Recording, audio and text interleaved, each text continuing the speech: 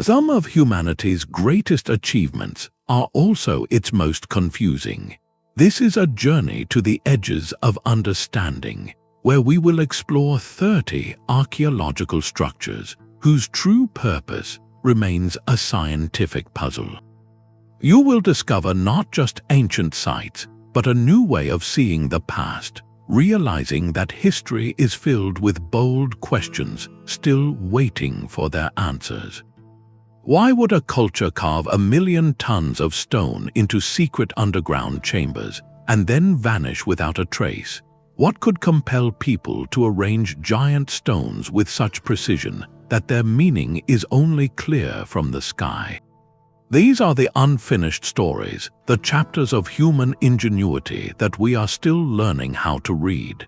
They challenge everything we think we know about ancient societies and their capabilities. By the end of this exploration, you will gain a profound appreciation for the mystery itself, for the enduring power of what we have not yet solved. What do you believe is the most important question we can ask about a lost civilization? This is the fundamental challenge at the heart of archaeology, a field built on piecing together stories from fragments. It is a discipline of educated guesses, where a single artifact can rewrite a timeline, and an entire civilization's belief system might be inferred from the alignment of a doorway. The most captivating sites are not those with obvious functions, like a granary or a fortress, but those that seem to whisper a purpose just beyond our hearing. They emerge from the deep past, often from societies that left no written records to explain their ambitions. What remains are the structures themselves, monumental questions carved in stone, etched into landscapes, or buried beneath centuries of soil.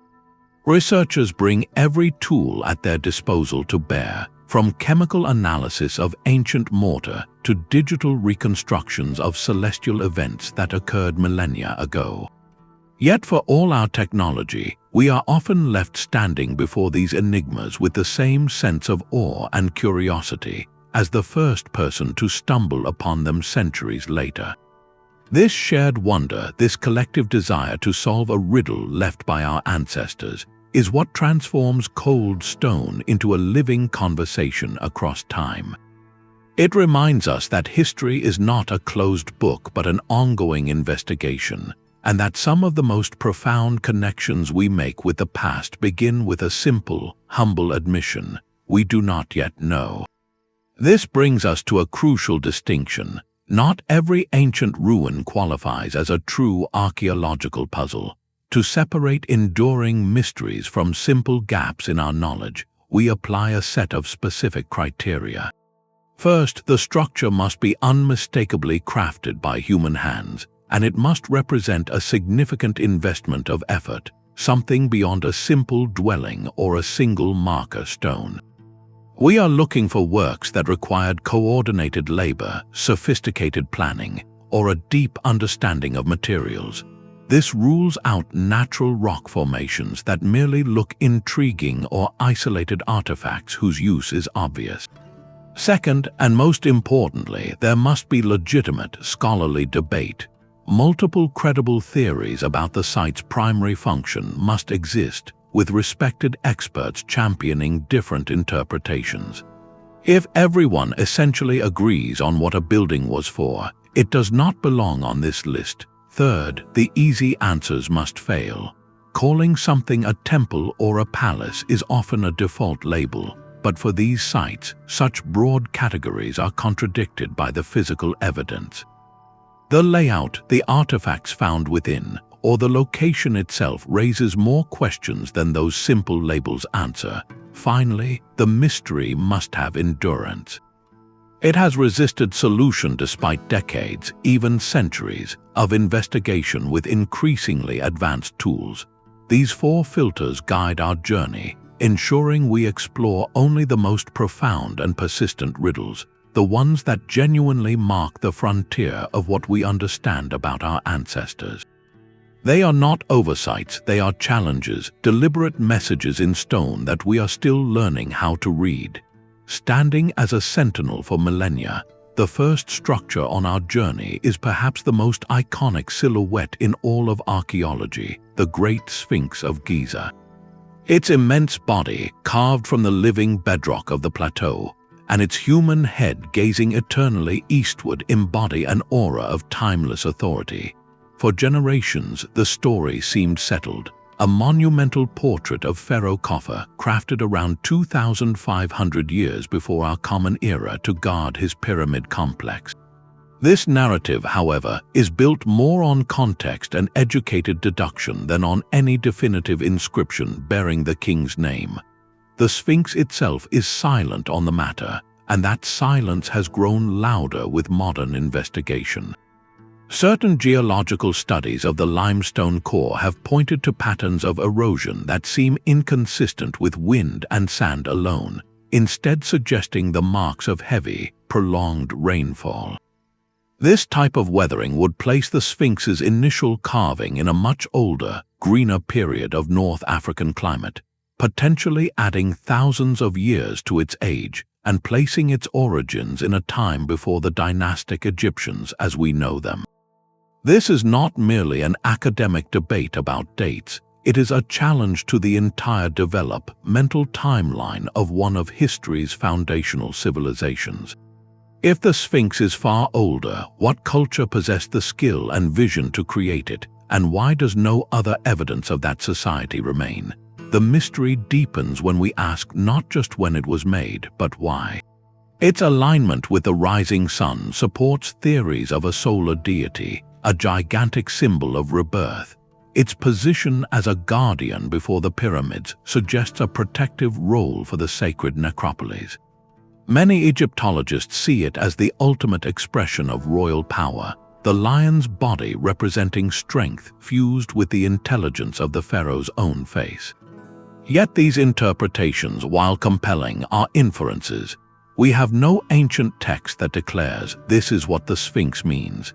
Its physical state adds further intrigue. The missing nose and the ceremonial beard fragments now housed in museums speak to a long history of both deliberate damage and reverence, layers of political and cultural change written directly onto its stone visage.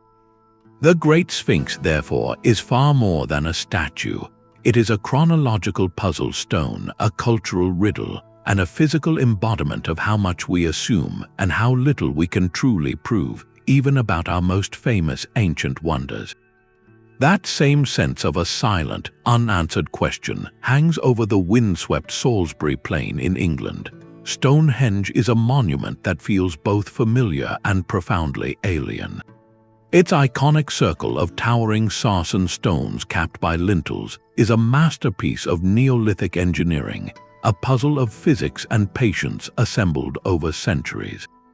While its precise alignment with the summer and winter solstices is undeniable, this fact opens more doors than it closes. Was it a sophisticated astronomical observatory, a giant stone calendar marking the passage of seasons for an agricultural society? The discovery of ancient remains in the area has led some to propose it was a center for healing, a place where the stones themselves were believed to hold curative power. Others see it as a unifying temple, a sacred destination for scattered tribes to gather for ceremonies, reinforcing social bonds across a wide landscape. This theory gains strength from the recent excavations at Durrington Walls, a massive settlement just a few kilometers away. This site, with evidence of huge seasonal feasts, suggests Stonehenge was not an isolated shrine but the ceremonial heart of an entire ritual landscape, a place of the living complementing a place perhaps dedicated to the ancestors. The most compelling clue to its importance, however, lies in the smaller blue stones at its center. Geological analysis proves these stones were transported over 200 kilometers from the Preseli Hills in Wales. Imagine the sheer will required for that undertaking, moving multi-ton blocks across rivers and hills without the wheel or draft animals, a logistical feat spanning generations. This was not a casual construction project. It speaks to a purpose so vital, so central to their worldview, that it justified a centuries-long endeavor. Stonehenge, therefore, is more than a ring of rocks. It is a physical manifestation of belief, a testament to a society capable of grand collective action for reasons that shimmer just beyond our modern understanding. We see the engineering, but we are still learning to hear the prayer. From the monumental scale of Stonehenge, we travel to a canvas of an entirely different kind, where the art is the desert floor itself. The Nazca Lines of Peru present a mystery that can only be truly comprehended from a perspective their creators could never physically achieve. Etched into the stark, arid pampas over 1,000 years ago, these geoglyphs form a sprawling gallery of staggering complexity. There are hummingbirds with wingspans wider than a jet, a spider over 150 feet long, a monkey with an intricately coiled tail, and vast, razor-straight lines that run for miles across the plateau, converging and intersecting like the work of a celestial surveyor. The method of their creation is understood. The dark surface stones were simply removed to reveal the lighter earth beneath, a technique of subtraction. But the why remains one of archaeology's most visually stunning puzzles. How did the Nazca people, working between 500 years before and 500 years after the start of our common era, achieve such precise proportions and alignment without an aerial view? They likely used simple surveying techniques with stakes and cords, scaling up small models with remarkable skill, a testament to their sophisticated understanding of geometry. This very fact that the full majesty of their work was intended for an unseen observer is the core of the mystery. It implies a purpose that transcended human daily life, a communication directed upward. The most enduring theory suggests the lines and figures were part of a vast astronomical and calendrical system, aligned with celestial bodies to mark seasons and important dates for agriculture and ritual. Another compelling idea is that they formed sacred pathways for ceremonial processions, where communities would walk the lines as a form of devotional practice, physically tracing the outlines of powerful symbols connected to their mythology and environment. Given the extreme aridity of the region, some researchers see a direct link to the most precious resource of all, water. Many of the lines point toward distant mountains or converge where underground aquifers surface, suggesting they could have been a kind of ritual map or offering to deities believed to control rainfall and fertility. This theory beautifully ties the art to the most fundamental need of the culture that created it. The Nazca Lines resist a single explanation because they likely served multiple interconnected purposes, blending astronomy, religion, and community identity into a single, breathtaking landscape statement. They are not just drawings, they are a dialogue with the sky, a prayer for water made visible on a scale meant for the gods to see, leaving us to wonder at the faith that could motivate such an invisible masterpiece. Their faces are turned away from the sea, gazing inward toward the heart of their island. The Moai of Easter Island, or Rapa Nui, stand as perhaps the most isolated and haunting archaeological marvel on Earth. These monolithic giants, carved from compressed volcanic ash, are far more than just heads. Their full torsos are often buried, connecting them deeply to the land. The general consensus holds that they represent deified ancestors, embodiments of sacred authority and lineage, watching over the living communities. Yet this simple explanation unravels into a series of profound practical mysteries that have captivated researchers for generations. The most immediate question is one of pure physics. How did a society without metal tools or draft animals quarry, carve, and then transport hundreds of these statues, some weighing over 80 tons, across miles of rugged terrain to their coastal platforms, the Ahu? For a long time, the prevailing theory involved a system of log rollers, leveraging the island's once plentiful palm forests. This idea, however, contributed to a powerful but oversimplified narrative of ecological collapse, a story of a people cutting down every last tree to move their statues, leading to their own downfall. Recent experimental archaeology has presented a compelling and dramatic alternative, the walking theory. By carefully rocking a replica Moai from side to side with coordinated teams pulling on ropes, researchers demonstrated that these giants could indeed be made to walk upright across the landscape. This method feels strangely alive, as if the ancestors themselves were being guided to their final resting places. It suggests a sophisticated understanding of balance and rhythm, turning an engineering challenge into a potentially ceremonial procession. But the mysteries do not end with their journey. Upon arrival at the Ahu, many Moai were crowned with a pukao, a separate cylinder of red scoria stone weighing several tons. These topknots are not merely decorative hats, their vibrant color and distinct material, quarried from a different part of the island, likely held deep symbolic meaning, possibly representing hair tied in a topknot, a marker of status or a sacred charge of mana or spiritual power. Placing these massive stones atop the already erected statues was another feat of ingenuity whose exact method we can only guess at. Finally, the platforms themselves were centers of community life and ritual.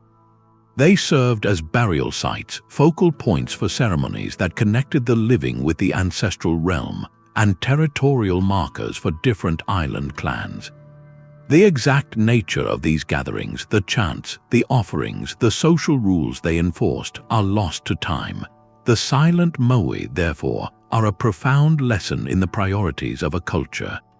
They represent an immense investment of labor, intellect, and spiritual belief, a testament to what a society values most. Their creation was an act of faith and identity that shaped the island's landscape and, in many ways, its destiny, leaving us to ponder the delicate balance between monumental ambition and the resources required to sustain it. Yet for all the grandeur of stone monuments, the most humbling mystery may be the one that fits in the palm of your hand. In the quiet of a museum case lies a corroded lump of bronze and wood, recovered over a century ago from a 2,000-year-old shipwreck off the Greek island of Antikythera. This unassuming object, known as the Antikythera Mechanism, is arguably the single most disruptive artifact ever found from the ancient world. When researchers painstakingly peered inside its calcified remains using advanced imaging, they found not a simple tool, but a miniature cosmos of precision gear wheels, dials, and inscriptions. This was not a religious icon or a piece of jewelry, it was a machine. Its intricate clockwork, dating to around 100 years before our common era, could calculate the positions of the sun and moon, predict eclipses, and even track the cycles of athletic games like the Olympics. In essence, it was a mechanical model of the universe as the Greeks understood it, a portable planetarium operated by turning a hand crank. We can now understand what it did, but this clarity only deepens the historical mystery that surrounds it. The profound puzzle of the Antikythera Mechanism is not its function but its existence. Who possessed the knowledge to design and build such a sophisticated analog computer? The craftsmanship implies a workshop of unparalleled skill, a lineage of mechanical genius that must have developed over generations. And this leads to the most haunting question of all: why is this device a solitary survivor? If such technology existed, why do no other examples appear in the archaeological record? And why is it never described in the rich historical texts of the era? Its silence in the written record is as loud as the Sphinx's. The most compelling theory is that it represents a brilliant but isolated branch of Hellenistic science, perhaps developed in a center like Alexandria, where astronomy, mathematics, and engineering converged.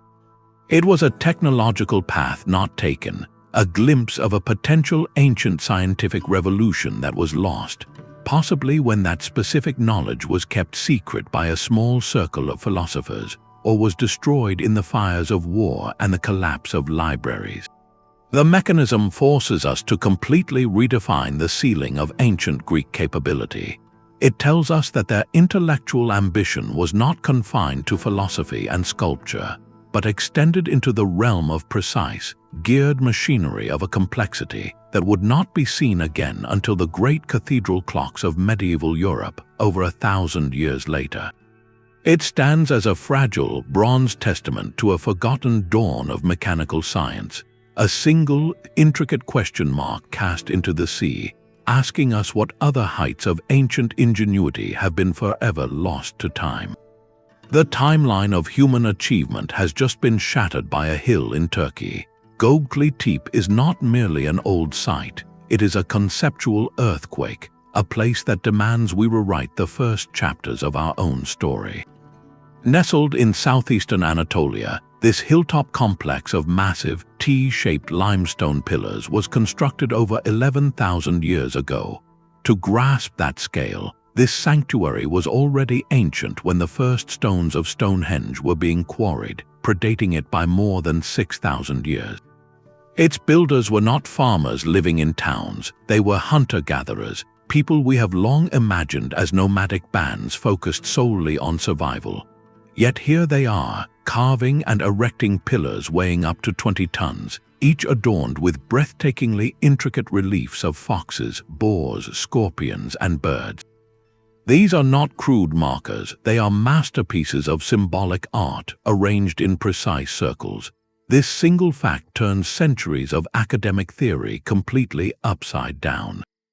The traditional narrative held that agriculture came first, providing the surplus food and stable populations that then allowed for complex society, specialized labor, and finally, monumental architecture and organized religion. Göbekli Tepe declares the opposite may be true. It suggests that a shared spiritual drive, a collective need to build something monumental for rituals we can only guess at, may have been the very catalyst that brought people together in large, coordinated groups. This gathering place, this sanctuary, could have been the social glue that eventually made settled life and farming not just possible, but necessary to sustain the community the site itself had created. What ceremonies transpired here remain a profound mystery. The animal carvings likely hold mythic significance, perhaps representing protective spirits, ancestral clans, or constellations in a forgotten sky lore. The central pillars, often featuring stylized arms and hands, may represent powerful ancestral beings or deities watching over the rituals. And then, around 8,000 years before our common era, the people of Göbekli Tepe did something as intentional as its construction. They carefully buried the entire complex under thousands of tons of soil, preserving it for millennia. This was not an abandonment, it was a deliberate act of closure, a respectful sealing away of a sacred space whose purpose had been fulfilled. That final act of interment is perhaps the most eloquent and puzzling statement of all. Göbekli Tepe forces a humbling realization that the seeds of civilization, of art, engineering, and complex social organization were planted not in fertile fields, but in the fertile ground of a shared human imagination, long before we ever thought to plant a seed in the earth. These silent giants of Brittany form a landscape of pure geometry. The Carnac stones in France are not a single monument, but a sprawling, multi-mile complex of alignments, stretching across the countryside like the petrified ranks of a forgotten army.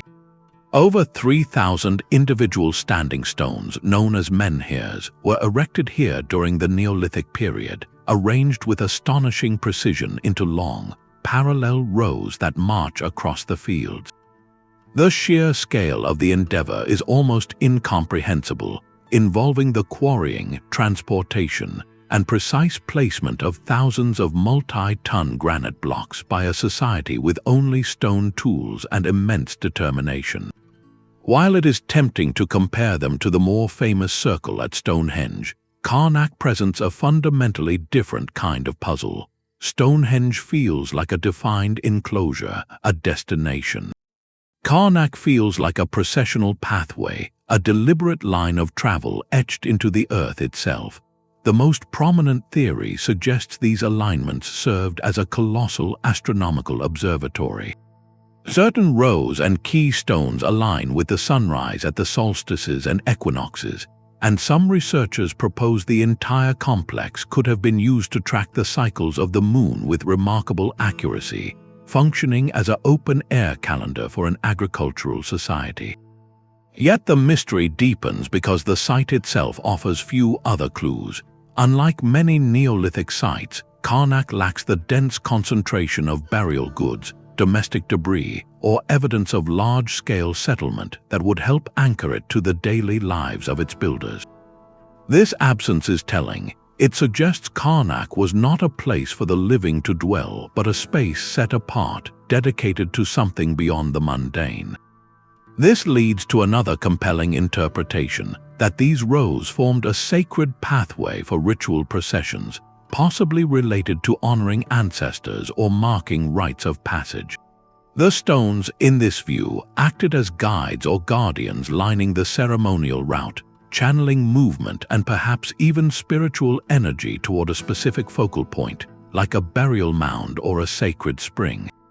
More speculative ideas have emerged, including theories about the stones marking geological fault lines or acting as conduits for telluric or earth energies, though these lack support from mainstream archaeology. What remains undeniable is the emotional impact of the place. To walk among these rows today is to feel a profound sense of order imposed upon nature, a silent, granite testament to a community's unified will. They did not build a temple, they transformed an entire landscape into one, creating a ritual space so vast its true purpose could only be fully comprehended by walking its entire length, step by deliberate step, in a pilgrimage we can no longer fully reconstruct. Deep beneath the quiet fields of Zhejiang province in China lies a secret so vast it defies belief. The Longyou caves are a man-made subterranean world of breathtaking scale, a network of 24 colossal caverns hand-carved from solid sandstone. Unlike natural caves with their organic curves, these spaces are defined by a stunning, almost unnerving precision. Every surface, from the soaring ceilings to the massive support pillars left standing, is covered in a uniform pattern of parallel chisel marks, a testament to a single, obsessive construction technique applied with machine-like consistency. The statistics alone are staggering. The creation of this complex would have required the removal of nearly 1 million cubic meters of stone. To put that in human terms, imagine a line of dump trucks, each carrying 10 cubic yards, stretching for over 6,000 miles. This was not the work of a small community digging a cellar. It was an industrial-scale undertaking that would have required thousands of laborers working in orchestrated shifts for generations. And yet, here is the core of the mystery. There is not a single historical record, not one ancient text, not even a local legend that speaks of this monumental project. It is a ghost in the historical record, a silent scream of effort from the past. The caves were unknown to the modern world until 1992, when local farmers, curious about a small, water-filled hole, began pumping it out and revealed the first of these gargantuan rooms. Since then, researchers have been grappling with the most basic questions. What could possibly justify such a titanic effort? The initial, practical thought was that they might be an ancient quarry, but this theory quickly collapses.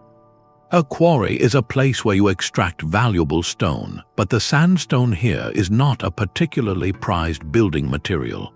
Furthermore, the interior spaces are crafted with clear architectural intent, with uniform pillars, stepped ceilings, and even carved pools, features utterly unnecessary for simply removing rock.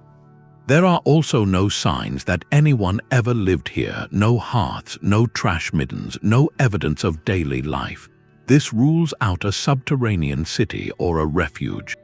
So what remains? Some scholars have proposed they were intended as imperial tombs, a hidden necropolis for a ruler or dynasty, but then abandoned before any burials took place. Others suggest they could have been secret storage facilities for grain or military supplies, though their remote location and the immense permanent labor investment seem disproportionate for a warehouse. The most compelling theories point toward ritual. The sheer scale, the uniformity, and the eerie, echoing acoustics of the halls suggest they could have been ceremonial spaces, perhaps used for initiations, ancestral veneration, or rites connected to earth and water deities. Parallel markings covering every wall might be more than just tool marks. They could be a form of symbolic texture, intended to catch the flickering light of torches in a specific, mesmerizing way during ceremonies. The most haunting possibility is that their purpose was so specific, so tied to a belief system or a political order that was completely eradicated, that the knowledge was deliberately erased or simply died with its last keeper. The Longyou caves stand as a monument to organized human labor, so profound it borders on the irrational, a project whose very existence seems to ask us, what is worth forgetting on such a grand scale? The ocean floor holds its own silent cities, and none are more hotly contested than the terraced cliffs off the coast of Japan's Yonaguni Island. Rising from the deep blue, this massive sandstone formation presents a riddle carved by either time or human hands. To divers who explore it, the site feels unnervingly architectural, with stark, flat platforms, sharp 90-degree angles, and what look unmistakably like staircases ascending its sides. There are even features resembling carved pillars and a wide, open plaza. The sheer geometry of it all pushes against our expectations of natural rock, which typically weathers into curves and irregular shapes. This visual paradox is the heart of a decades-long scientific debate. One camp, led by researchers who have mapped the site extensively, argues that the formation shows clear signs of human modification. They point to the precise tool marks they believe are visible on some surfaces, the symmetrical terraces that seem designed for a purpose, and the presence of what looks like a carved relief resembling an animal. If they are correct, and the structure was built or significantly altered by people, its timeline is staggering. During the last ice age, sea levels were much lower, and this monument would have stood on dry land, possibly as part of a coastal settlement over 10,000 years ago. That claim, if proven, would be revolutionary, suggesting a complex, monumental building culture in the Pacific during an era we have long assumed was populated only by migratory hunter-gatherers. It would force a complete rethinking of ancient human migration and technological development in that part of the world. The skeptical viewpoint, however, is equally compelling. Geologists note that the sandstone in this region naturally fractures along straight lines and flat plains due to tectonic stresses. The powerful currents of the area could then erode and undercut these blocks, creating the dramatic terraces, steps, and overhangs we see, all through entirely natural processes. They argue that the human brain is exceptionally good at seeing patterns, especially familiar shapes like stairs and buildings, in random natural formations, a phenomenon called pareidolia. For them, Yonaguni is a spectacular example of nature's own stonemasonry, a beautiful geological accident. The truth may lie somewhere in the murky middle. It is possible the formation is fundamentally natural but was later utilized and slightly modified by ancient peoples, turning a striking natural landmark into a ritual or practical site. Without definitive, unambiguous tool marks or associated artifacts that can be conclusively dated, the ocean guards its secret. Yonaguni ultimately asks us a profound question about perception. Where do we draw the line between a remarkable work of nature and the faint, submerged echo of human intention? It is a mystery that rests not in a dusty desert, but in the quiet pressure of the deep, waiting for a discovery that may one day tip the scales. High above the modern city of Cusco, the stone walls of Sacsayhuamán curve across the ridgeline like the jagged teeth of a stone giant. This is not a simple fortress, it is a statement in granite, a display of power so audacious it seems to defy the very mountain it rests upon. The most famous feature is its three-tiered zigzagging walls, constructed from colossal limestone blocks, some weighing over 100 tons. The precision of their fit is the heart of the mystery. These stones are not held together with mortar, but are painstakingly shaped so that each face locks perfectly with its neighbors, a technique known as ashlar masonry, pushed to an almost supernatural extreme. The joints are so tight that, as the old saying goes, not even a piece of paper can slide between them. This was not merely a practical choice for stability in an earthquake-prone region, though it serves that function brilliantly. It was an aesthetic and ideological one. The seamless fit symbolized the unity and strength of the Inca Empire, the Sacsayhuamán, demonstrating their ability to bring order and harmony to even the most unyielding elements of nature. To label Sacsayhuamán simply as a fortress is to overlook the deeper questions written into its layout. Its position on a hill does offer a formidable defensive advantage, yet much of its architecture seems designed for purposes beyond war. The site includes intricate networks of water channels, vast open plazas capable of holding thousands of people, and a series of towers that were likely used for communication or observation. Its very name is a clue, often interpreted from Quechua as satisfied falcon, a symbol that evokes celestial heights and perhaps a sacred guardian. This points toward a dual, intertwined purpose. It was almost certainly a military stronghold, a vital defensive bastion for the capital below, but it was simultaneously a major ceremonial center, a place where the Inca cosmology was made physically manifest. The zigzagging walls themselves may have represented the lightning bolt, a sacred symbol of the weather god Illapa, or the jagged profile of the surrounding mountains, the Apus, which were revered as deities. The alignment of its structures with solstice sunrises and other celestial events suggests its priests used it as an observatory, tying the cycles of the sky directly to the rituals of the state. The greatest enduring puzzle, however, is not why it was built but how. The engineering feat of quarrying, transporting, and shaping these megaliths without the wheel, iron tools, or draft animals remains a subject of awe and experimentation. Researchers theorize the Incas used a combination of log rollers, earthen ramps, ropes made from leather and plant fibers, and an immense, coordinated labor force drawn through the mitre system of public service. The shaping process is believed to have involved a technique of pounding the stone with harder rocks to gradually smooth the surfaces, a method demonstrated in modern attempts that requires incredible patience and skill. Yet even these replicas struggle to match the scale and perfection of the original. Sacsayhuamán, therefore, is a monument to a holistic worldview.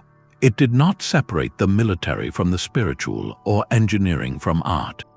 It was all these things at once, a fortress that was also a temple, an observatory that was also a statement of imperial power.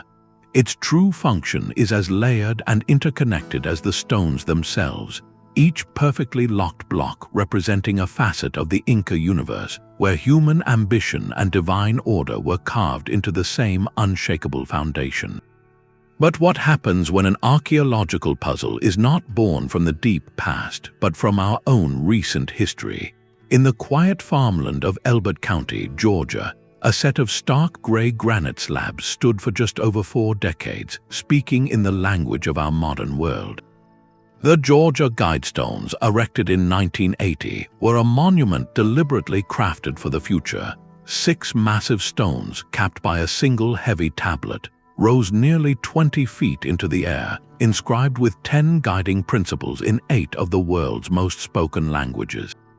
The messages advocated for a future global society built on reason, sustainability, and harmony with nature, calling for wise population management, the protection of nature, and the unification of humanity under a new, enlightened guidance.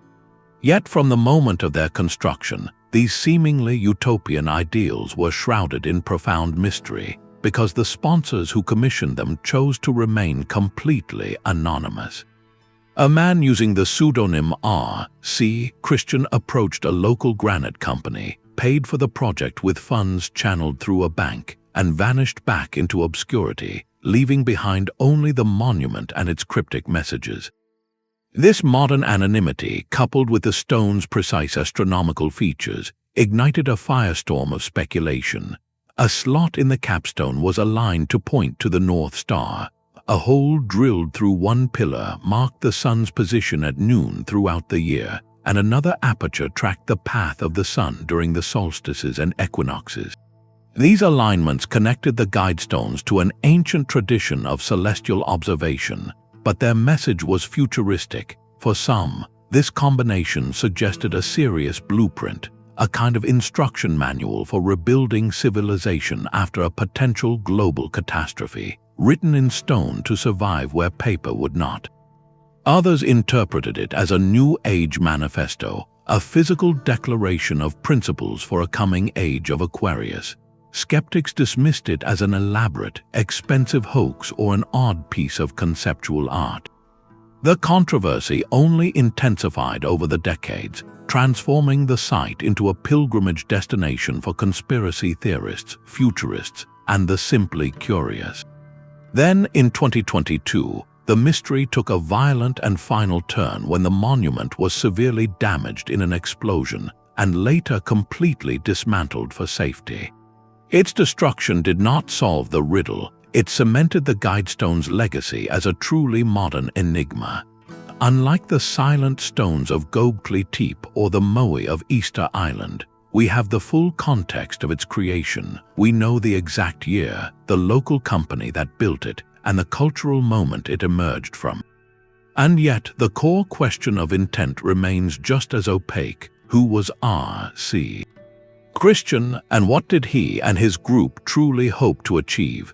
The Georgia Guidestones demonstrate that archaeological puzzles are not confined to millennia.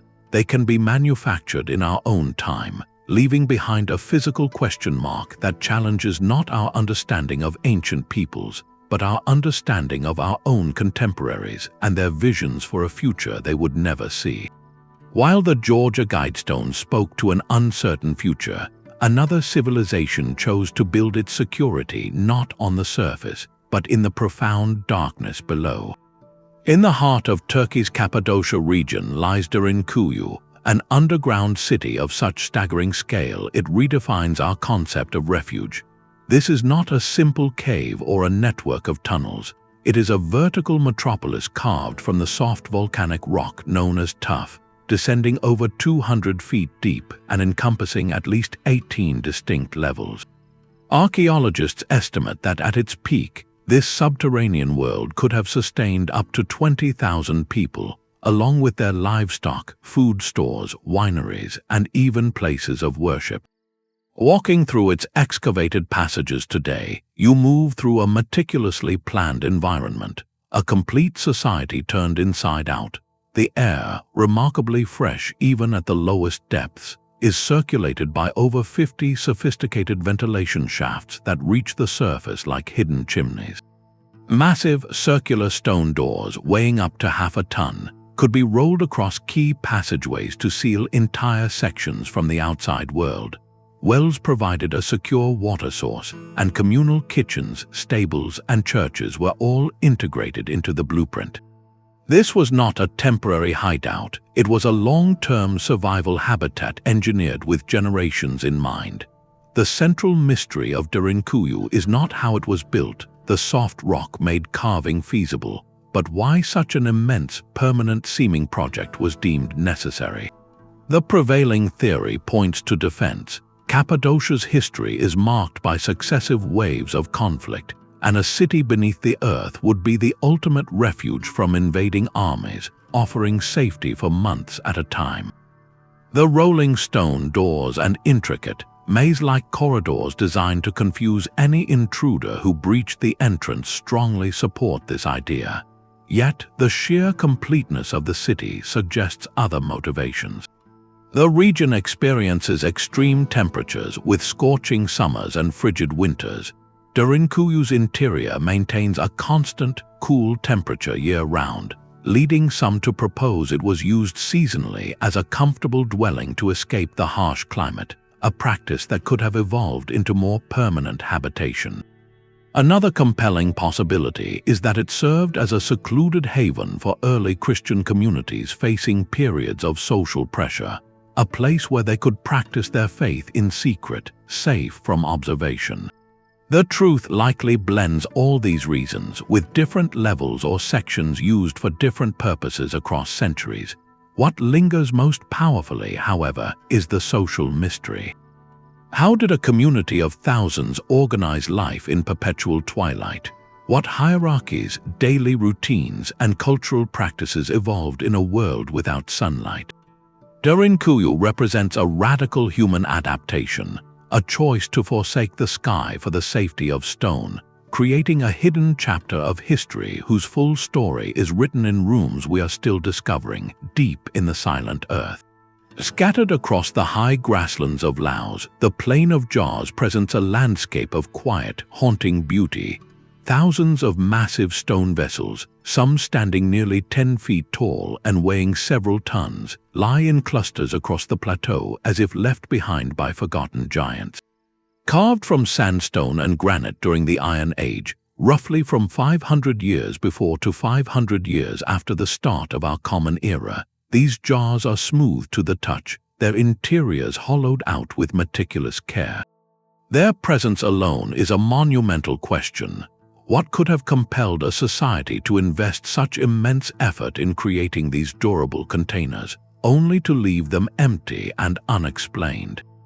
The most widely discussed theory, proposed by early French archaeologist Madeleine Colony in the 1930s, connects them to ancient funerary practices. She suggested the jars were used for a process known as excarnation, where remains would be placed inside to be exposed to the elements, a ceremonial step before the bones were gathered for a final burial elsewhere. This idea is supported by the discovery of stone discs nearby, which some believe served as lids, and by the recovery of a small number of human bone fragments and burial goods in the general area. Yet, this evidence remains frustratingly indirect. No single jar has been found with a complete set of remains that conclusively proves its primary use as a funerary vessel. This ambiguity has allowed other plausible theories to flourish. Could these immense jars have been used for practical community purposes, like storing grain or rainwater for a traveling or trading culture? Or, given the region's traditions, might they have served as vast fermentation vats for brewing rice wine, central to communal feasts and ceremonies? Each interpretation paints a different picture of the society that made them, one focused on honoring the departed, another on sustaining the living through harvest or celebration. The jars themselves offer no written clues, only their patient, empty forms. Tragically, solving this mystery has been made perilously difficult by the history of the 20th century. During the Vietnam War, the plateau was subjected to intense bombing, and the land remains strewn with unexploded ordnance. This deadly legacy has rendered vast sections of the Plain of Jaws inaccessible to archaeologists, who must work in carefully cleared areas, knowing that answers may lie just a few meters away in unsafe ground. This adds a profound layer of modern poignancy to the ancient puzzle. The jars stand as silent sentinels guarding their secret, their meaning locked not only by the passage of millennia, but by the more recent scars of conflict, making their quiet field a powerful testament to both ancient mystery and the enduring impact of modern hardship. Its soaring walls of dry stacked granite speak of a kingdom that mastered an entire landscape. The Great Zimbabwe ruins stand as the largest and most sophisticated ancient stone complex in sub-Saharan Africa, a sprawling capital that thrived between the 11th and 15th centuries. At its heart lies the Great Enclosure, a massive elliptical wall over 30 feet high, and within it the structure's most enigmatic feature, a solid conical tower that rises like a silent sentinel. We know this was the center of a vast trading empire, dealing in gold, ivory, and copper with merchants from as far away as China and the Arab world. The ruins clearly functioned as a political capital, an economic hub, and a royal residence, Yet, the true purpose of its most distinctive architectural elements whispers of a deeper, spiritual layer that archaeology is still learning to hear. The conical tower, for instance, is completely solid, filled with rubble. It was not a lookout post, a grain silo, or a dwelling. Its imposing form and careful placement suggest a profound symbolic meaning, possibly representing the authority of the ruler or acting as a sacred link to ancestral spirits. Similarly, the narrow, labyrinthine passage within the great enclosure and a series of smaller, elevated platforms likely set the stage for rituals central to the kingdom's identity, ceremonies that wove together governance, lineage, and cosmology in ways we can only partially reconstruct. For many years, this mystery was compounded by a damaging colonial narrative. European settlers, unwilling to accept that such an advanced civilization could be of African origin, invented fantastical tales, attributing the ruins to Phoenicians, the Queen of Sheba, or other foreign builders. This deliberate denial was not just an academic error, it was an attempt to sever a people from their own magnificent history. Modern archaeology, through meticulous study of artifacts, construction techniques, and oral traditions, has completely affirmed that Great Zimbabwe was the achievement of the ancestors of the Shona people. The ongoing work today, therefore, is not just about solving an architectural puzzle. It is a powerful act of cultural reclamation. Researchers collaborate with local communities to interpret the symbolism, understanding how the flow of spaces might have guided ceremonial processions, or how the towers form echoes traditional grain storage bins, symbolizing prosperity and sustenance. The stones of Great Zimbabwe, then, hold a dual mystery, one of original intent and one of historical truth. They ask us not only what ceremonies were performed here, but also how we choose to listen to the stories the past is telling us, especially when those stories challenge old, entrenched biases. The transition from land to water can rewrite a civilization's entire story. High in the Andes, straddling the border between Bolivia and Peru, Lake Titicaca rests as the world's highest navigable body of water, a place where the sky feels close enough to touch. For centuries, it has been a sacred center for the peoples of the region, a liquid heart imbued with spiritual power. But the lake's greatest secret may not be on its shores, but beneath its famously cold, crystalline surface. Recent underwater surveys have revealed a stunning archaeological landscape, the remains of what appears to be a vast temple complex lying in the silent depths. Stretching across a submerged terrace near the Island of the Sun, researchers have mapped extensive stone walls, ceremonial pathways, and agricultural terraces, all constructed with the distinctive, precise stonework associated with the Tiwanaku culture. This civilization, which flourished from around 500 to 1,000 years after the start of our Common Era, is known for its monumental capital city of Tiwanaku, located inland from the lake. The discovery of a major ceremonial site beneath the water dramatically expands our understanding of their world. It suggests their sacred geography was not confined to the arid Altiplano, but intentionally extended into the lake itself, treating the water not as a boundary, but as a central element of their cosmology. The site is estimated to be over 1,500 years old, placing its construction at the very dawn of Tiwanaku's regional influence. This underwater complex immediately presents a dual mystery, one of purpose and one of fate. What kind of ceremonies were conducted here on platforms that seem to float between the elements? The most compelling theory is that it was a pilgrimage destination, a place for rituals dedicated to the lake's life-giving and spiritual powers. Offerings of precious objects, including gold and carved stone artifacts recovered from the lakebed, support this idea. The architecture itself, with its walls and enclosed spaces, suggests processions and gatherings, perhaps tied to the solar and lunar cycles that were so vital to Andean belief. The deeper, more haunting question is how this place ended up submerged. Two primary explanations emerge, each carrying profound implications. The first is environmental, a gradual rise in the lake's water level over centuries due to climatic shifts, slowly claiming the terraces and temples until they were abandoned to the deep. The second possibility is far more intentional, that the site was deliberately flooded as part of a grand ceremonial act, a ritual surrender of a holy place to the deity of the lake itself. This concept of a sacred inundation is not without precedent in Andean traditions, where offerings to water sources were essential for maintaining balance in the world.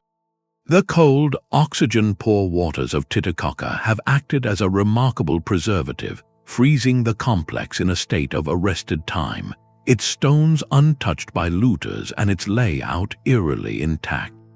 This presents a unique scientific opportunity, but also a formidable challenge, as excavating in the high-altitude depths is exceptionally difficult.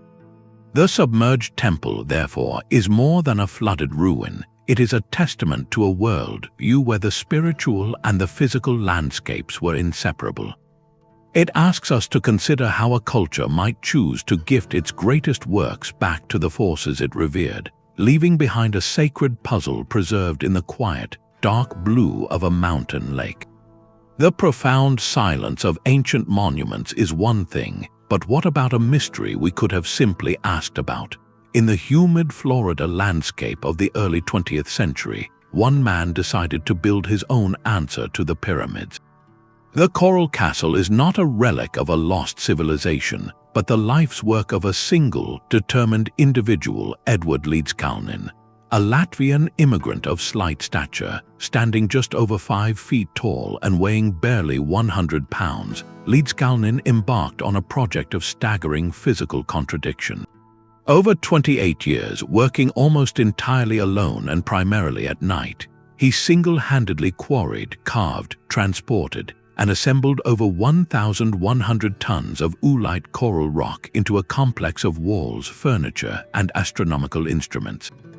The scale is baffling. He created a 9-ton gate that pivots so smoothly a child can push it open with a finger, a 22-ton obelisk, and a rocking chair carved from solid stone that actually rocks. When asked how he managed such feats, Lidskalnin would only offer a cryptic smile and say he had rediscovered the building secrets of the ancients, that he understood the laws of weight and leverage. He claimed to have unlocked the principles used to construct the Great Pyramid. This was not just a hobby, it was a statement, and he guarded its methods with intense secrecy, threatening anyone who tried to spy on his nighttime labors. The result is a tactile puzzle in plain sight, a modern monument that feels both whimsical and deeply serious. The theories attempting to explain his work are as varied as the stones themselves. Skeptics point to simple, clever engineering, the use of tripods, block and tackle, and homemade tools fashioned from old car parts, arguing that Lidskalnin was a self-taught genius of mechanics and patience. Yet, even experienced engineers and movers who have studied the site admit that replicating his work with the tools he is known to have possessed would be extraordinarily difficult, if not impossible, for one man. This gap between the possible and the accomplished has fueled more speculative ideas. Some suggest he mastered a form of magnetic or acoustic levitation, using principles of vibration or earth energies to neutralize the weight of the stones. Lidskalnin himself wrote pamphlets on magnetic currents, speaking of a misunderstood force that permeates all matter. Whether he was a practical savant or believed he was tapping into something more esoteric, the Coral Castle endures as a testament to individual obsession. It is a love story carved in stone, reportedly built for a fiancée who left him before he emigrated, a private universe created from heartbreak and singular focus. Unlike the communal efforts of Easter Island or Stonehenge, this enigma has a name and a face, yet his methodology died with him in 1951. The castle remains, asking us not about the beliefs of a culture, but about the limits of one person's will and ingenuity, a puzzle from the recent past that stands as a silent challenge in the Florida sun. The precision of ancient astronomy required not just observation, but a sacred stage.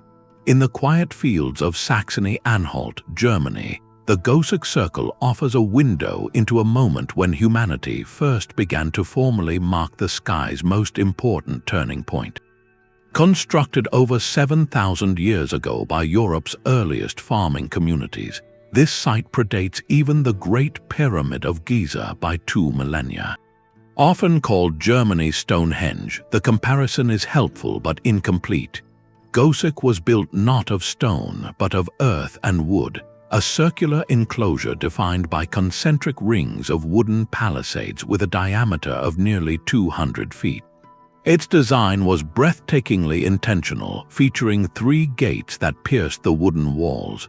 When archaeologists reconstructed the site, they made a stunning discovery. The southern gates framed the precise points on the horizon where the sun rose and set on the winter solstice. Standing at the center of the circle on the shortest day of the year, a person would watch the sun's entire arc from dawn to dusk, perfectly bracketed by these narrow openings. This was no accident. It was a sophisticated, calibrated instrument for predicting the sun's rebirth, a guarantee that the light would return and the planting season would come again. For a society living at the mercy of the seasons, this knowledge was the difference between survival and hardship, making the circle a kind of communal lifeline to the cosmos.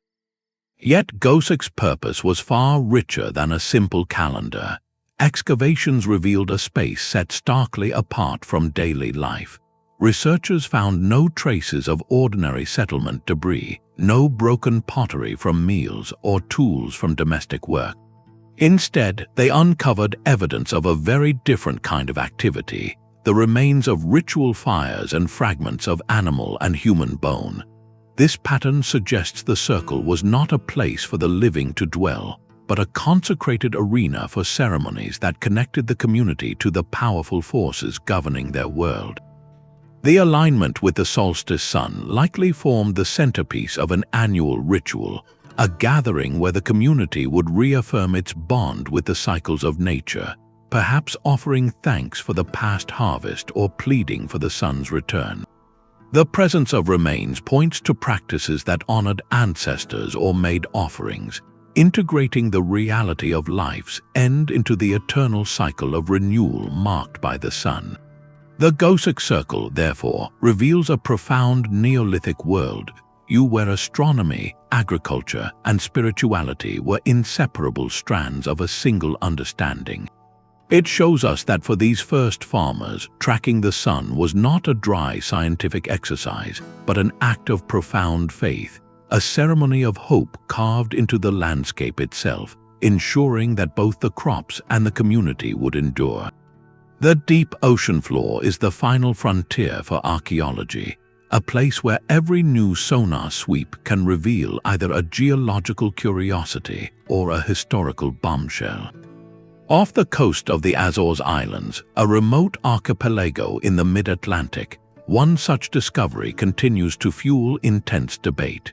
Sonar readings have mapped what appears to be a large, distinctly pyramidal structure resting on the seabed, with sides that seem unusually straight and symmetrical.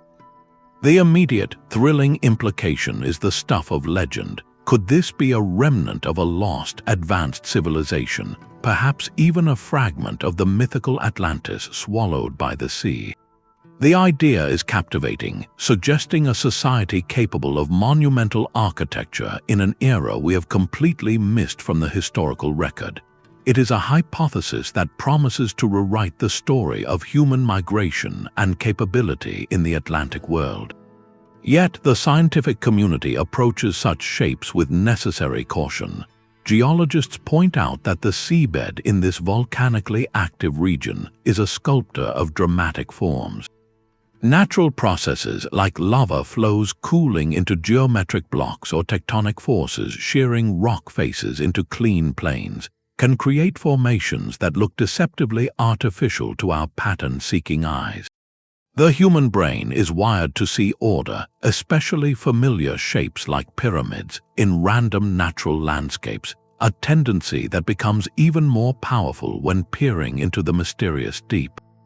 This creates the core of the modern mystery. It is not just about what the object is, but about the immense challenge of proving it. The structure lies at a depth that makes direct human exploration extremely difficult and expensive.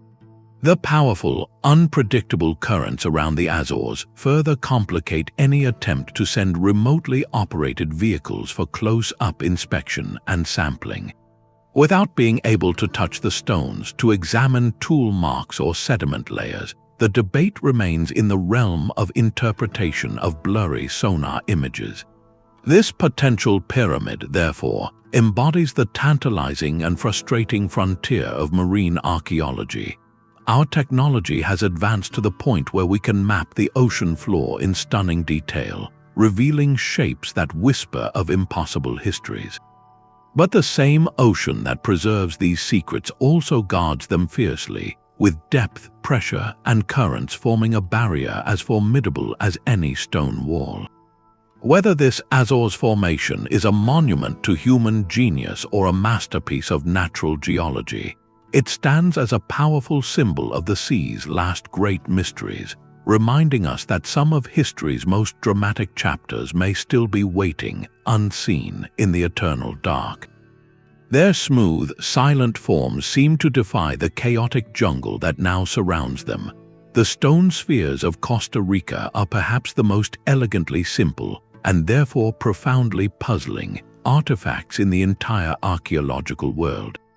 Scattered across the Diquis Delta and on the Isla del Coño, hundreds of these orbs were carved from hard granite and gabbro by the pre-Columbian Diquis culture, flourishing between roughly 500 and 1500 years after the start of our Common Era.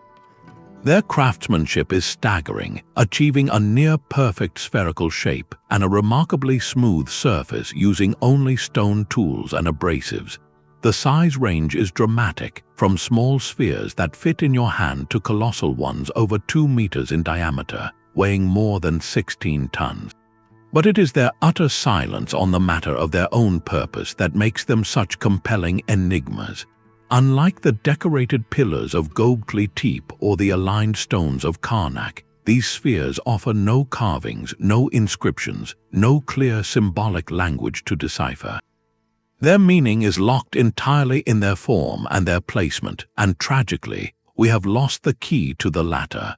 When the spheres were rediscovered in the 1930s during banana plantation clearing, many were moved from their original positions by tractors, rolled away, or even dynamited by treasure hunters hoping to find gold inside.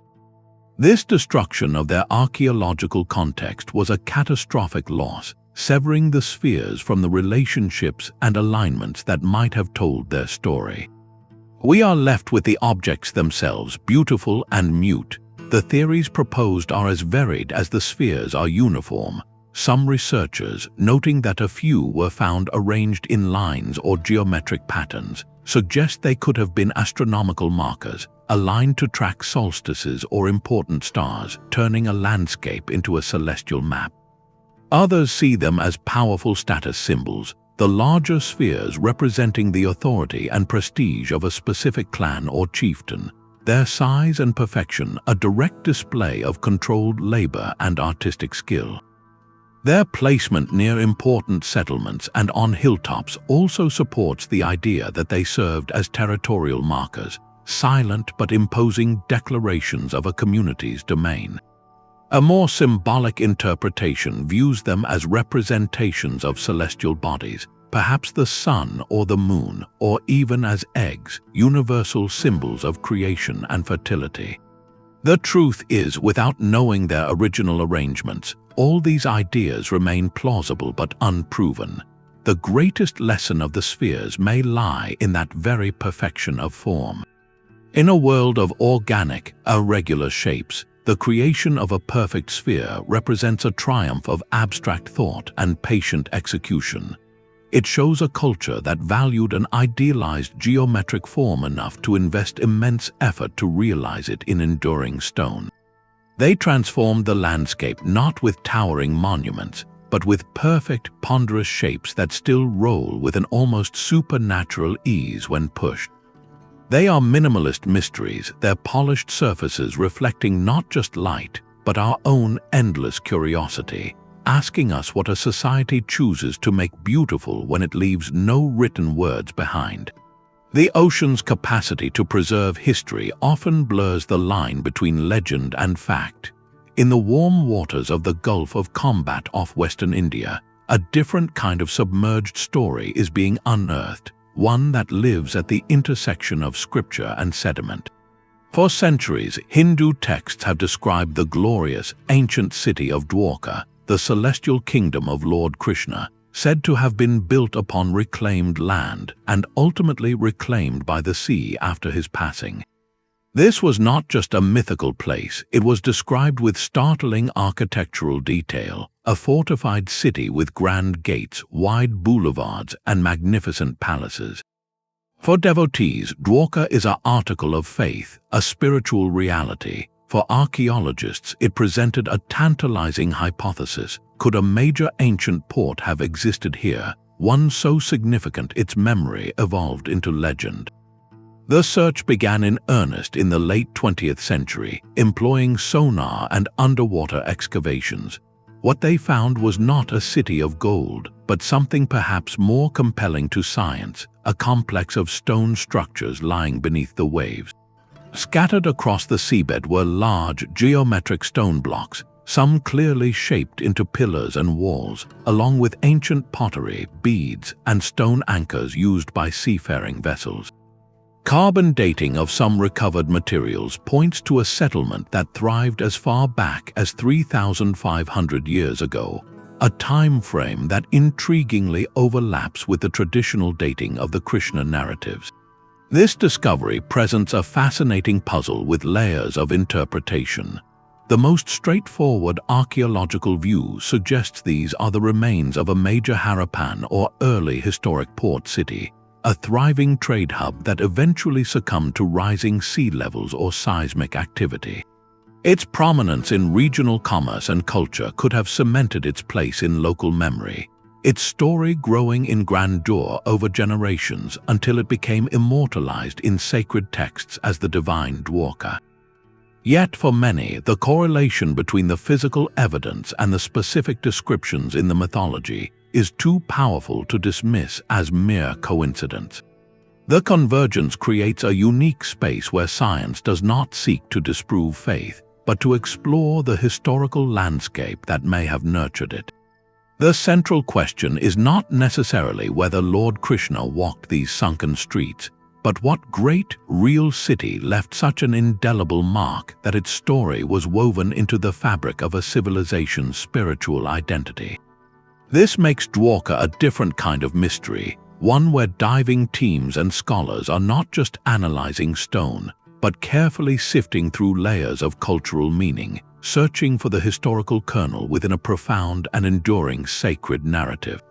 Peru's Pisco Valley holds a mystery that looks less like a monument and more like a vast, abandoned project. Carved directly into the barren hillside is an immense band of holes, thousands of them, each roughly the size of a person, stretching for over a mile in a staggered, grid-like pattern. These are not natural formations, their edges are sharp, their shapes uniform, and they march across the slope in a relentless, orderly fashion that speaks of immense, coordinated effort.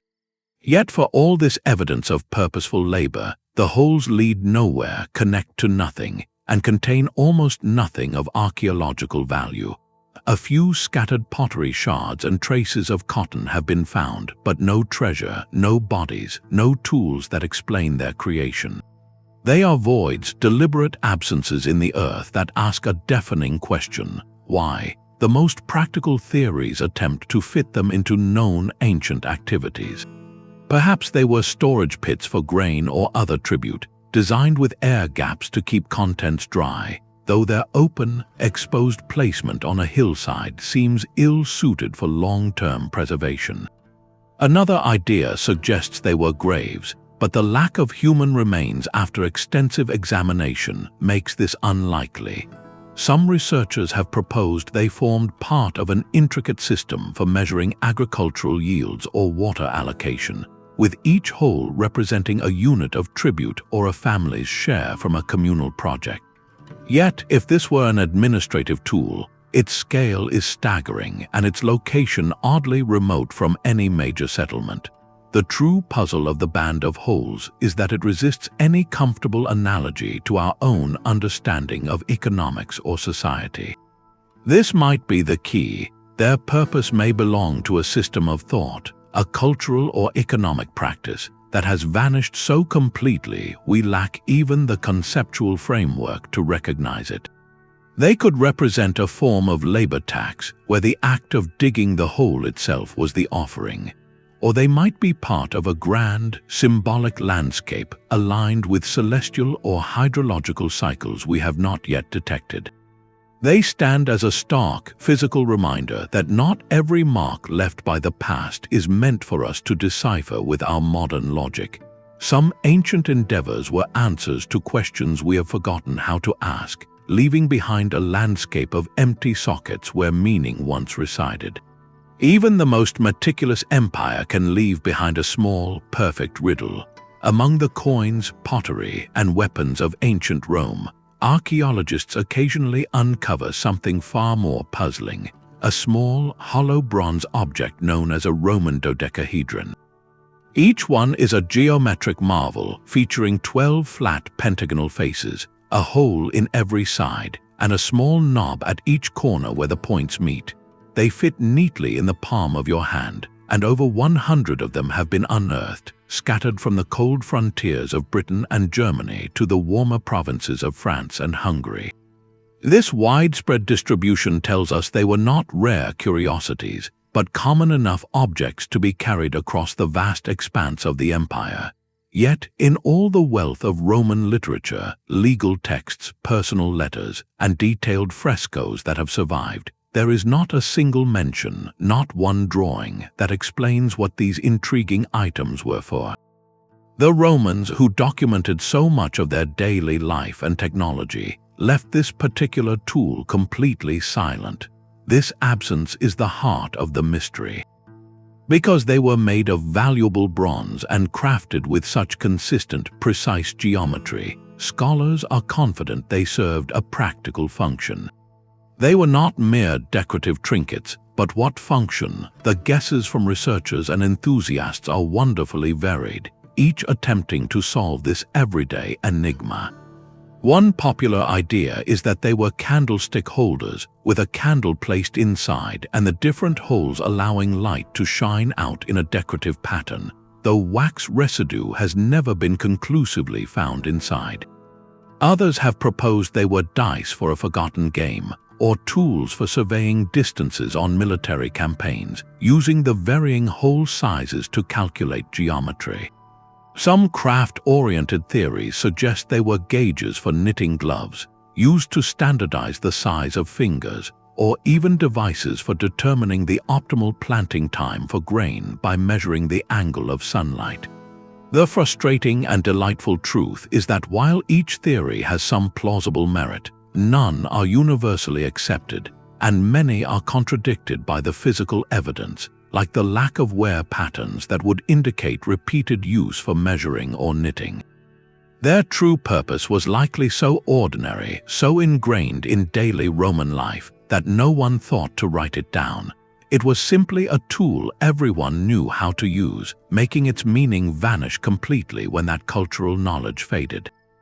The Roman dodecahedra stand as a humble reminder that history is not just made of grand monuments and epic battles, but of countless quiet, useful things whose stories can be the hardest of all to recover. These silent stone giants embody the very concept of military and divine authority. The so-called Atlantean figures standing guard atop Pyramid B at Chala, the ancient capital of the Toltec civilization, are masterpieces of stoic power carved from solid basalt. Each one towers over 15 feet tall, dressed in the elaborate regalia of a warrior elite, complete with feathered headdresses, stylized butterfly-shaped pectorals, and weaponry held firmly at their sides. Their modern name, Atlanteans, is a European label, drawing a comparison to the mythical Titan who held up the heavens, but it speaks to their most obvious physical function. They served as immense architectural columns, literally supporting the roof of a temple that once crowned the pyramid. This practical role, however, is the least mysterious thing about them. Their true enigma lies in the symbolic language of their uniforms, a stone codex of Toltec ideology that we are still struggling to translate. While they likely represent deified warrior heroes or perhaps even aspects of the god Quetzalcoatl in his martial form, their specific identities are lost. Every detail, from the patterns on their sandals to the emblems on their backs, was saturated with meaning for the people who carved them, a visual vocabulary of status, myth, and cosmic order that we can now only partially decipher. The Toltecs, remembered by the later Aztecs as the legendary founders of art, culture, and statecraft, used these figures to project an image of invincible stability. They were more than pillars, they were the immortal enforcers of a royal and divine system, their stern gazes overseeing the city below. Their very presence communicated that the social and spiritual order was as permanent and unyielding as the stone from which they were cut, a powerful message meant to inspire both awe and allegiance. Yet, for all their imposing grandeur, they are a reminder of how much context evaporates with time. We see the warriors, but we have lost the specific stories they were meant to tell, leaving us with these magnificent, mute sentinels of a forgotten code. The quiet green hills of Scotland hold a secret written in fire and glass. Scattered across the landscape are the remains of ancient hill forts, strongholds of Iron Age communities who shaped the earth and stone into formidable defenses. But among these ruins, a select few present a phenomenon so bizarre it seems to defy the natural order of the materials themselves. At sites like Tap O' North and Dundeerdale, sections of the stone ramparts are not merely stacked, they are vitrified.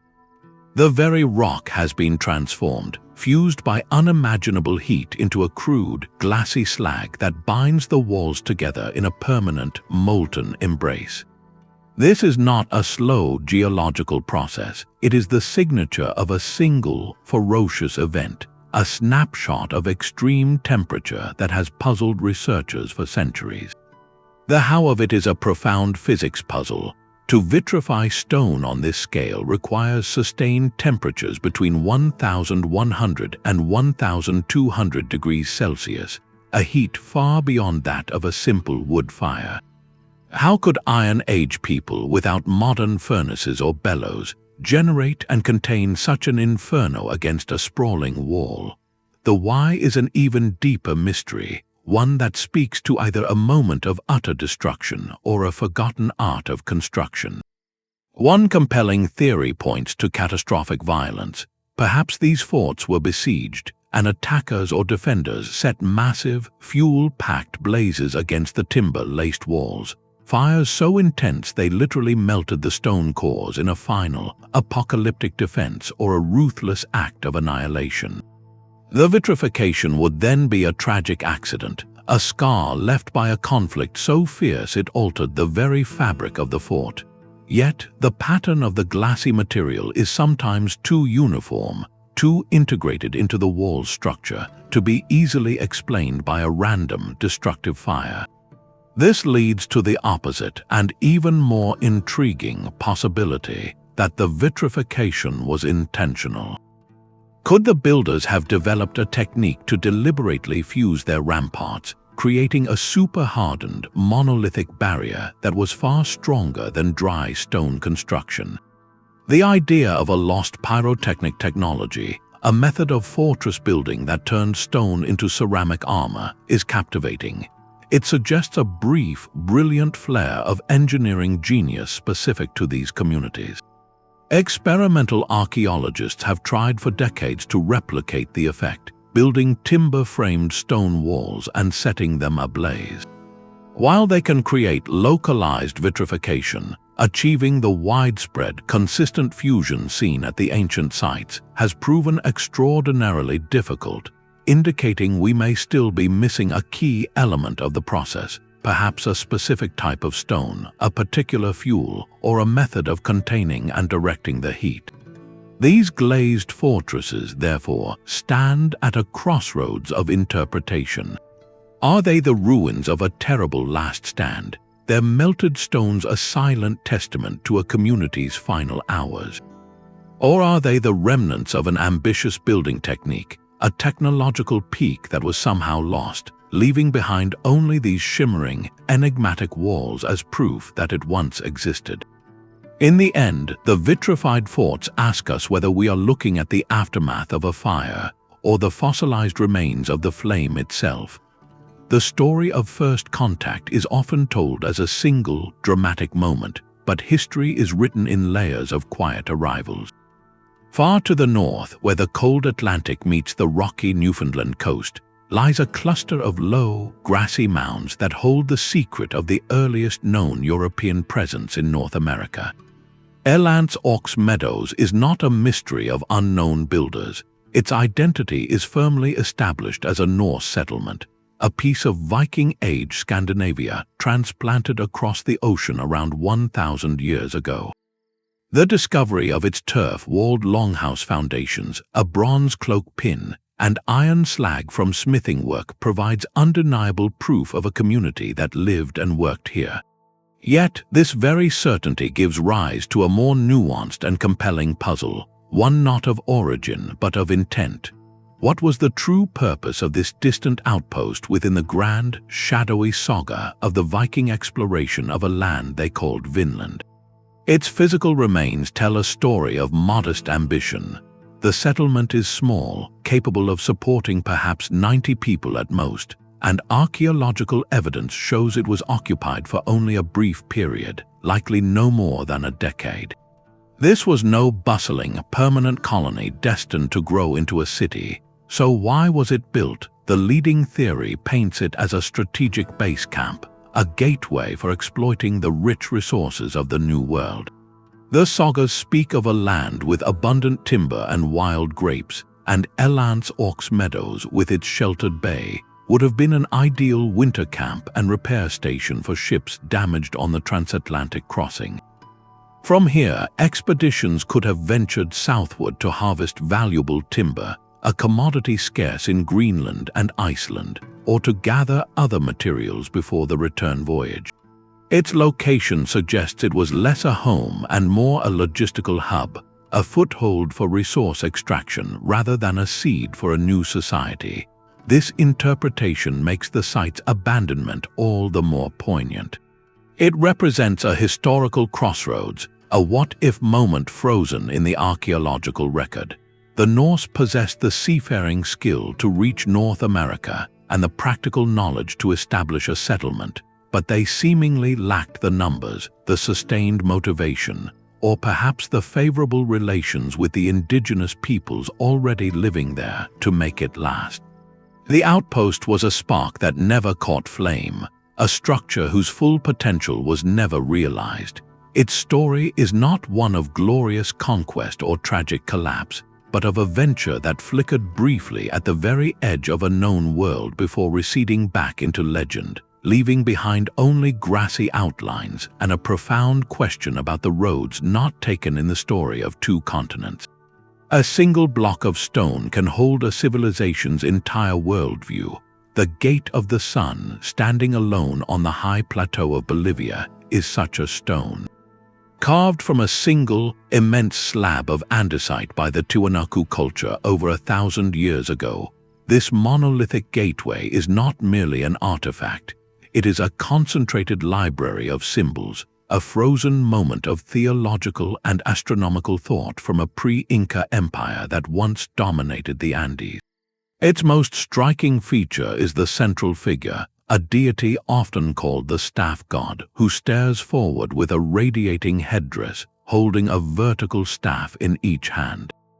This image is so powerful that its echoes can be seen in later Inca and even contemporary Andean iconography, a testament to its enduring symbolic resonance. But the god is just the beginning. Surrounding this central figure is a breathtakingly intricate frieze of 48 winged attendants, often interpreted as celestial beings or personified stars, all seeming to run in procession toward the central deity. This is not random decoration. Every line, every figure is part of a deliberate composition. The sheer density of information carved into this one portal is what creates its enduring mystery. We know it was a ritual object, a sacred threshold, but a threshold to what exactly, and what message was meant to be passed through it? The most compelling theories suggest the gate is a sophisticated cosmological map. Some researchers studying the arrangement of the figures propose it encodes a complex calendar system, possibly tracking both solar and lunar cycles with its symmetrical groups of characters. The number 48 is particularly suggestive, correlating with astronomical periods significant to an agricultural society dependent on precise seasonal timing.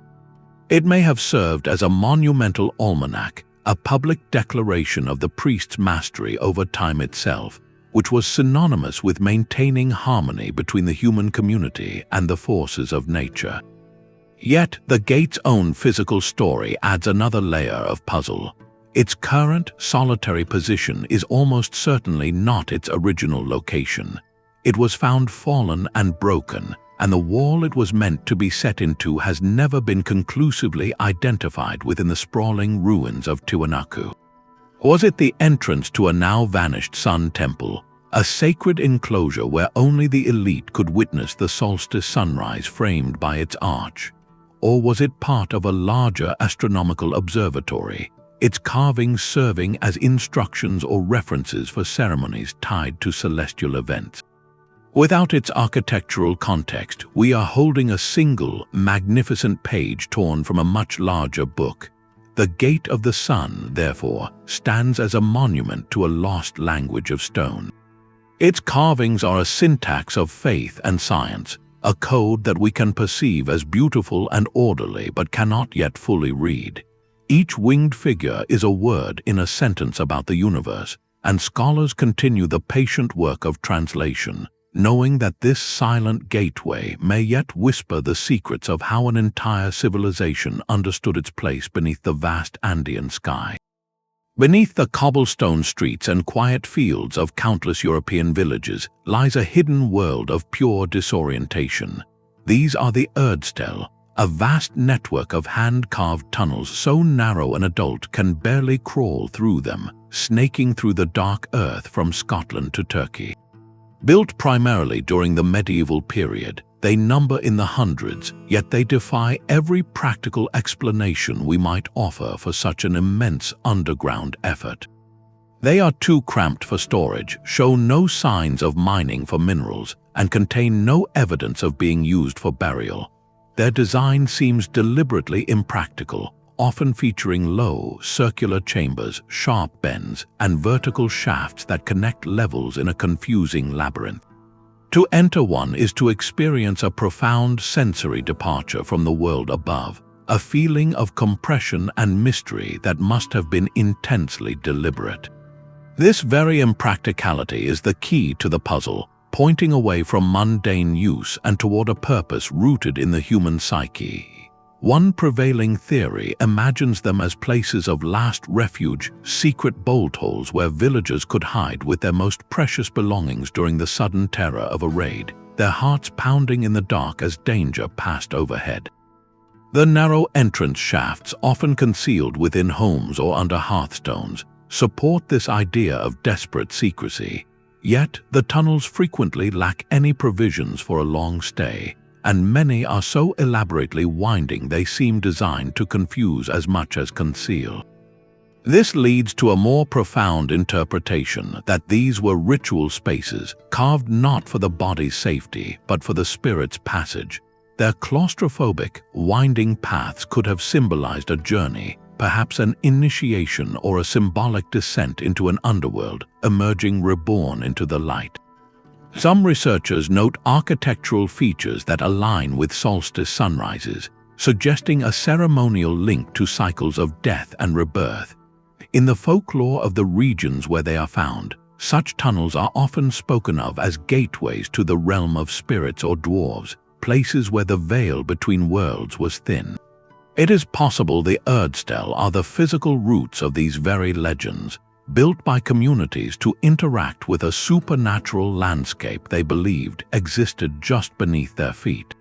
This widespread yet uncoordinated phenomenon speaks to a shared impulse, a deep-seated cultural practice that required no written doctrine because its meaning was felt in the very act of crawling through the earth. They are not monuments meant to be seen, but experiences meant to be endured, a silent, subterranean echo of a medieval mindset that understood the dark not as empty space, but as a place thick with meaning.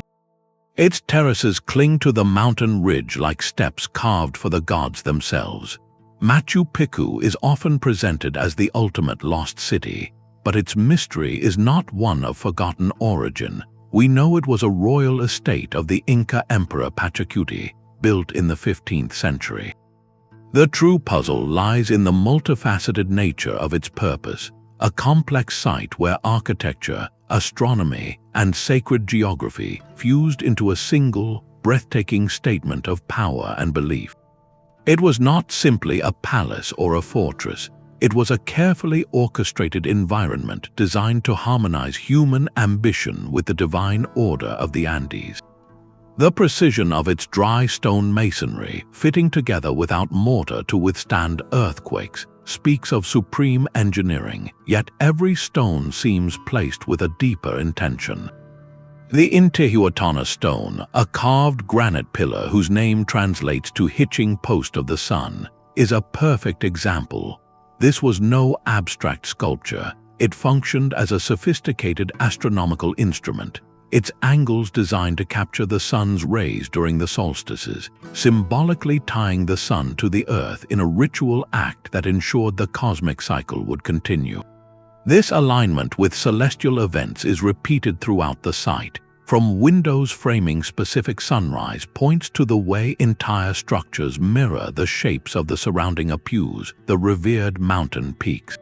This suggests Machu Picchu was at its heart a grand ceremonial center, a stage for rituals that connected the emperor, considered a descendant of the sun god Inti, directly to the sources of celestial and earthly power. Yet, to label it only as a temple is to overlook the evidence of a vibrant, though likely elite, community. The presence of distinct residential sectors, intricate water channels feeding fountains and baths, and extensive agricultural terraces indicates it was also a functioning retreat, a secluded sanctuary where the ruler and his court could withdraw from the bustle of Cusco. The blend is what fascinates researchers. Was it a spiritual capital that happened to include royal lodgings, or a luxurious country estate built around a sacred core? The daily rhythms of its inhabitants remain partially obscured. The mists that drift through its stone corridors seem to guard the intimate details of court life, the specific ceremonies conducted at the Temple of the Sun, or the conversations held in the gardens of the royal compound. This ambiguity is perhaps the site's greatest legacy. It refuses a single, simple explanation. Machu Picchu stands as a holistic masterpiece, a place where dwelling, worship, and cosmic observation were inseparable strands of the same philosophy, a physical manifestation of the Inca belief that humanity's role was to integrate itself seamlessly into the sacred landscape, not to conquer it but to complete it.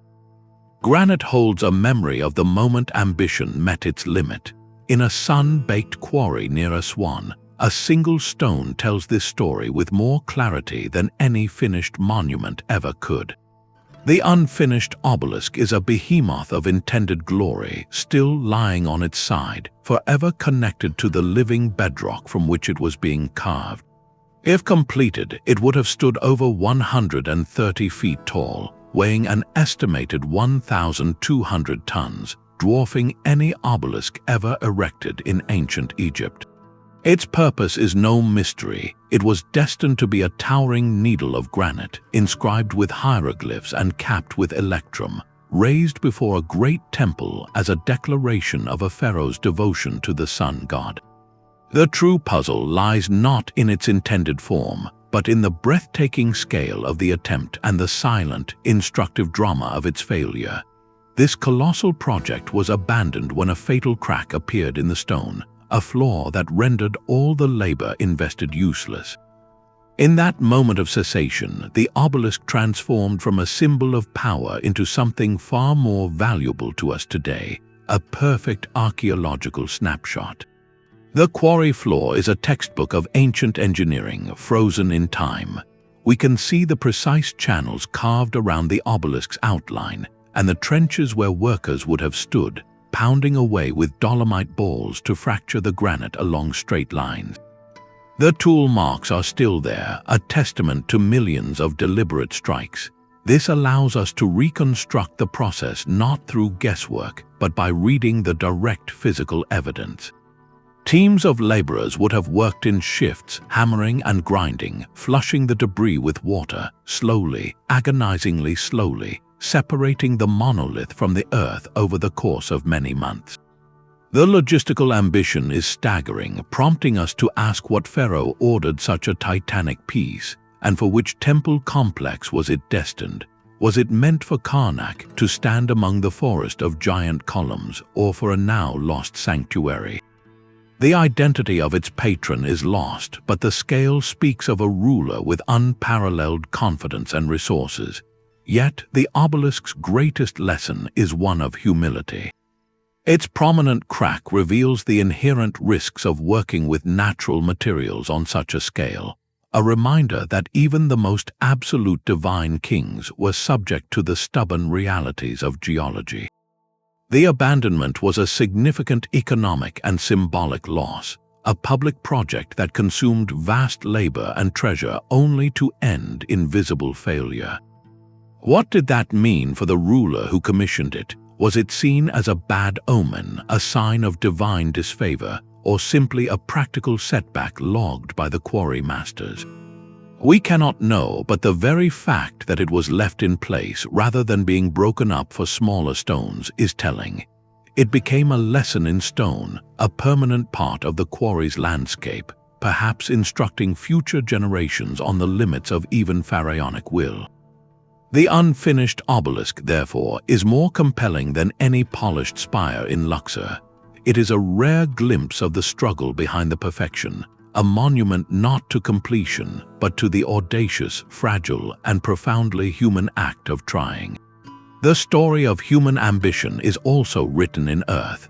On the fertile floodplain where the Mississippi and Missouri rivers meet, a city once rose that rivaled London in its time. Cahokia was not a city of stone, but of soil, its skyline defined by over 120 earthen mounds constructed by the Mississippian people between 900 and 1400 years after the start of our Common Era. At its heart stands Monk's Mound, a colossal, four-terraced platform covering over 14 acres at its base and rising 100 feet high. Its purpose as a foundation for the most important structures in the city, likely the residence of a paramount leader and a temple, is clear from its commanding position. Yet this grand pyramid is just the centerpiece of a vast, engineered landscape whose full social and spiritual logic remains a compelling puzzle. The other mounds scattered across the urban expanse were not all platforms for the living. Many were conical burial mounds, repositories of community history and reverence. Others, shaped like animals or geometric forms, suggest a landscape alive with symbolic meaning, a map of belief molded directly into the earth. The society that orchestrated this construction, moving millions of baskets of soil without the wheel or draft animals, was clearly hierarchical, with a powerful elite directing labor and resources. But the precise nature of that governance, the glue that held this complex chiefdom together, is reconstructed from fragments. Was power absolute and hereditary or more fluid, earned through ritual knowledge or success in trade? the archaeological record shows evidence of long-distance exchange networks bringing seashells from the Gulf, copper from the Great Lakes, and mica from the Appalachians to Cahokia, indicating it was a commercial and cultural hub. But what ideas traveled with those goods? The most tantalizing clue to their world lies not in a mound, but in a circle of cedar posts to the west of Monk's Mound, now called the Woodhenge. This arrangement of large timbers functioned as a sophisticated solar calendar. From the center of the circle, specific posts aligned with the rising sun at the equinoxes and solstices, marking the agricultural and ceremonial year with precision. This tells us the Cahokians, like the builders of Stonehenge and the Göbekli Circle, were keen astronomers who wove celestial cycles directly into their civic and spiritual life. The Woodhenge was likely more than a calendar. It was a stage for public ceremonies that synchronized the entire community with the cosmos, reinforcing the authority of the leaders who interpreted these celestial events.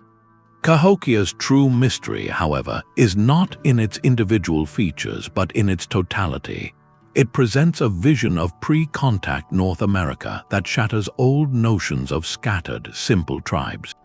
Here was a planned metropolis with open plazas, bustling neighborhoods, and a palisade wall that was rebuilt multiple times, suggesting periods of both conflict and tremendous cooperative energy. It was a landscape engineered for ceremony, power, and community on a scale that rivals contemporary European sites of the same period.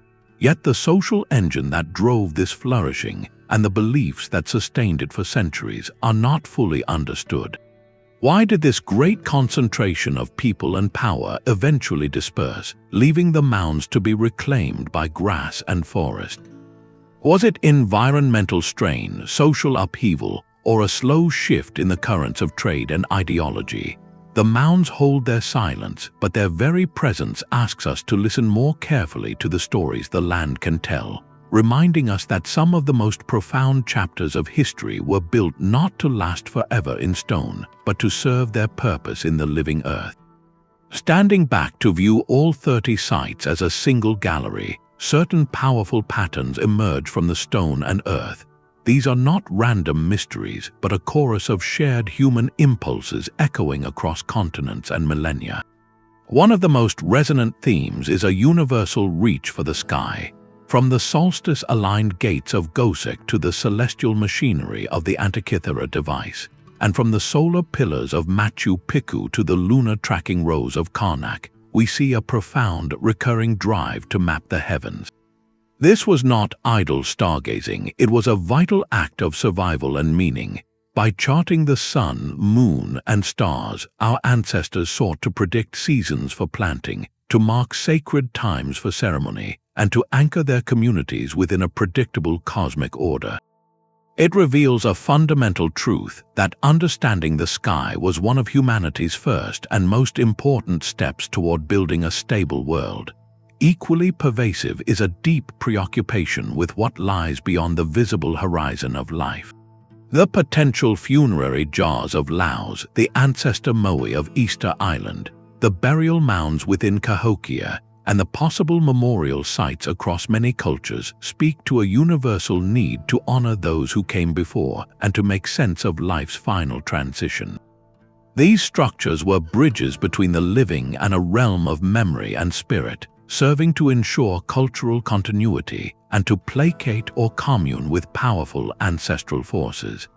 The care invested in these sites, from the perfect spheres left as grave markers to the pyramids built as resurrection machines, shows that for ancient societies, caring for the departed was as critical as caring for the living, woven into the very fabric of community identity. Perhaps the most awe-inspiring thread is the sheer scale of collective action. The million-ton removal of rock at Longyou, the transoceanic voyages to settle Eland's ox meadows, the generations-long labor at Stonehenge and Göbekli Tepe, all testify to societies that could rally thousands of people around a common, non-utilitarian goal.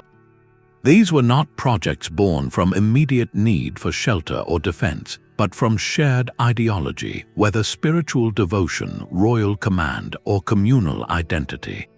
They required not just muscle, but sophisticated social organization, advanced planning, and a powerful, unifying story that could motivate a person to spend a lifetime hauling a stone they would never see placed. This reveals a profound capacity for cooperation, a willingness to work for a legacy rather than just a livelihood. Finally, the silence surrounding so many of these places offers its own sobering lesson. The absence of written records at Göbekli Tepe, the forgotten purpose of the Roman dodecahedron, and the complete historical amnesia around the Longyou caves underscore the stunning fragility of human knowledge. Intention, no matter how passionately held, can vanish in a handful of generations if not inscribed in a durable medium, either on parchment or in living tradition. This forces archaeologists to become detectives of material culture, interpreting belief from alignment, ritual from artifact placement, and social structure from the distribution of labor.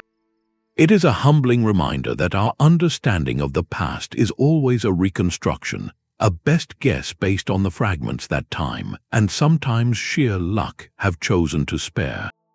Together, these patterns, cosmic curiosity, reverence for ancestors, monumental cooperation, and the silence of lost context, weave a richer tapestry than any single site could provide. They show us that beneath the staggering diversity of ancient cultures lay common, profound questions about our place in the universe, our duty to the past, and our ability to achieve the extraordinary together. The true value of these 30 puzzles may not be in solving each one, but in listening to what they collectively say about the enduring human spirit. This collective legacy of 30 structures is far more than a catalogue of curiosities. It is a mirror held up to the very nature of human inquiry. Our journey from the silent gaze of the Sphinx to the perfect, mute spheres of Costa Rica reveals a fundamental truth. History is not a solved puzzle waiting on a shelf, but a living, breathing conversation across the centuries. Each of these sites is a sentence in a language we are still learning to speak, a testament to the boundless creativity of the human mind, and a direct challenge to the comfortable assumptions of our modern world. They force us to confront the reality that our ancestors were not primitive figures in a simple story, but complex thinkers, visionary engineers, and profound dreamers whose understanding of existence could be radically, beautifully different from our own. The Incas saw a mountain not as an obstacle, but as a sacred being to be harmonized with. The builders of Göbekli Tepe gathered not to farm, but to fulfill a spiritual vision that may have birthed farming itself. These are not gaps in our knowledge, they are entire other ways of knowing. While scientific tools grow ever sharper, allowing us to date stones with precision and map submerged cities with sound, the core meaning of these places often remains just out of reach. Yet perhaps that is their greatest and most enduring gift. The persistent mystery does not signify a failure of archaeology, but a triumph of the human spirit. It is the unanswered question that keeps the flame of curiosity alive, compelling each new generation to look closer, to think deeper, and to wonder more boldly about the story of us. For every enigma we have explored, countless others lie hidden beneath jungle canopies, deep within arid deserts, or silent on the ocean floor, waiting for their moment of discovery. What incredible structure, what fragment of a forgotten worldview might tomorrow's sunrise reveal? Your perspective is part of this ongoing conversation. Share which of these 30 mysteries captured your imagination most in the comments below. If you enjoyed this deep dive into history's greatest puzzles, subscribe to join us as we continue to question the world around you, one ancient secret